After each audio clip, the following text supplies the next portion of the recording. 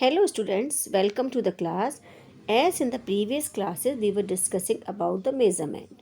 Okay, so what we concluded to measure the distance, to measure the length, if we use the hand, angul, that fingers, okay, and if we use footstep to measure the length, that will not give us proper measurement.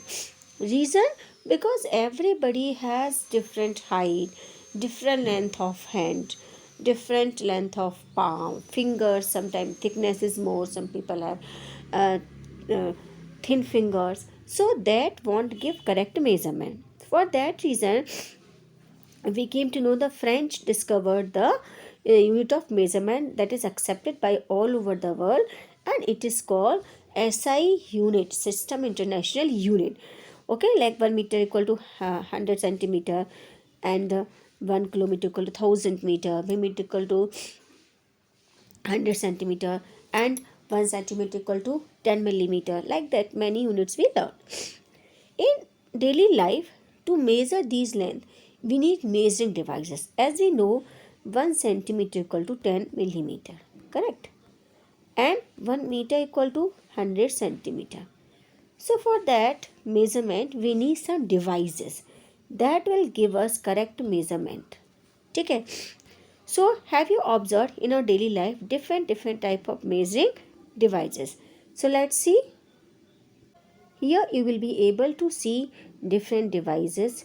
Let's and this is the measuring tape. This is used by the tailor to measure our shoulder, chest, waist, length of waist. This is the scale, and this device is used by the mason to construct the house, to measure the length of wall.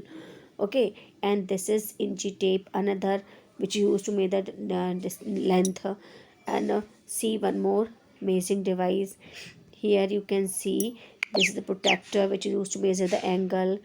Take this is the another type of scale. Different type of scales are there, folding scales are there.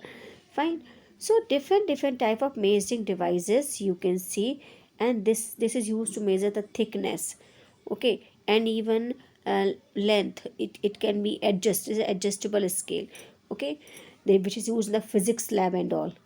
So we have seen different type of measuring. This is the meter scale of 15 centimeter. Means it can measure the length till the 15 centimeter, 0 to 15 centimeter. This we can use to measure the length of notebook, our desk, our bench.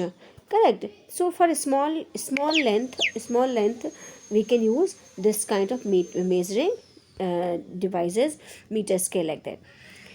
As I told you, tailor uses the tape to measure the cloth. What the tailor use? Inchy tape, like I showed you. Measuring tape or inchy tape we call it. For measuring the length of an object, you must use suitable device.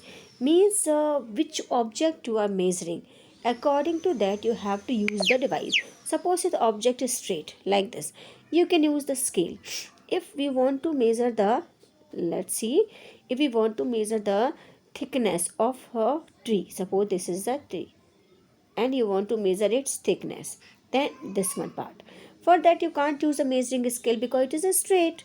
Okay, and you want to fold it around, you have to fold or you have to tie around it, so we can't use. For that we will use measuring tape, inchy tape or measuring tape, which is used by the tailors. Okay, now you if you want to measure the shoulders or your vest size, when you go to tailor shop and he want to stitch short pant for you, for that reason he will use an inchy tape. Okay, that can be fold easily. And when the mason is constructing the wall, then he has to measure thickness of the wall and length of a wall. For that reason he used the uh, tape which is straight. Okay, which can be fold, but is it straight? Because small difference in the length can make a major change. Okay, so we have to use the proper device according to the object, according to the length of object we are measuring. Now there are some what you can say things we have to keep in mind, some important things we have to keep in mind. Which important things? Like suppose when you are measuring this box, okay, so we have to keep the scale in directly contact with the box or any object which we are measuring, so that either measuring tape or measuring scale, for that what we should do, we should keep that measuring tape or scale in the directly contact with the object. Suppose we are measuring here the box, so the scale should touch the box, and we have to carefully we have to see. Suppose we are measuring its length, so here we should keep this one end at 0, and another end carefully we have to mark exact position. Even small lines are there, na, that small lines they have to mind and have to mark it. Then afterwards we have to see how much length it is there, how what is the length of the object, correct.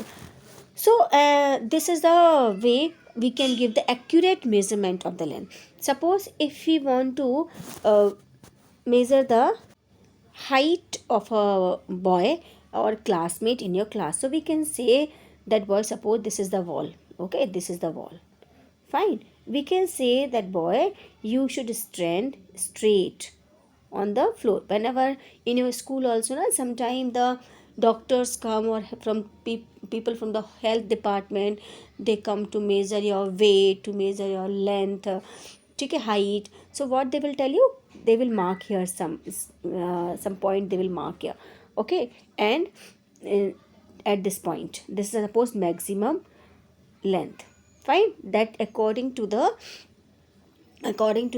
what you can say health department. Suppose a person is 14-year old, his or her average height should be this much, and then they will tell you, you stand straight on the floor and touch the wall, behind backside of your body should touch the wall, and they'll put some mark here, like, wait a minute, huh.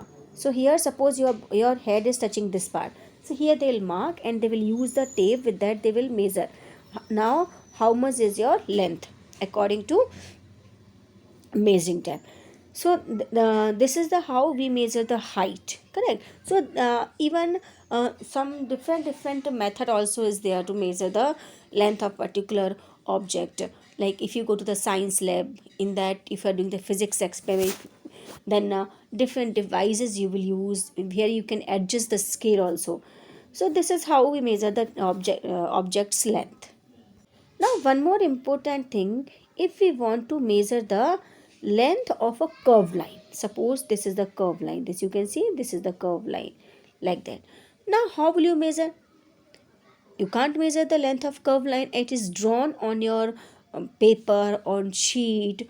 For that reason what you can do, we can use one string, thread, okay. In thread we can tie a knot, okay, and here we can fix either spin or something else. With that we can tie that string, okay. Say say this one, all pins or the drawing board pins, which you can easily um, paste, easily push in the easily fix in the drawing board. So with that you can do like this. Suppose this is the thread, this thread you can fix like this in this place properly, okay, and till this point, which point? This point B, okay, and hold it tightly and mark the point on the string, mark the point on the string. Then afterward you can use the scale and measure the length of string with the help of scale, normal scale. Suppose this is the scale, here you can put the thread and how much thread is there, that what you mark already. So you can measure, because in the scale तो already there will be measurement 1 centimeter, 2 centimeter, 3 centimeter, like that there will be measurement, and you can find out what is the length of this curved line, because there is no special device designed to measure the length of a curved line, okay. Now next topic we'll discuss the movement, different type of movement, different type of motion, okay. Till then, thank you. Take care. Have a nice day.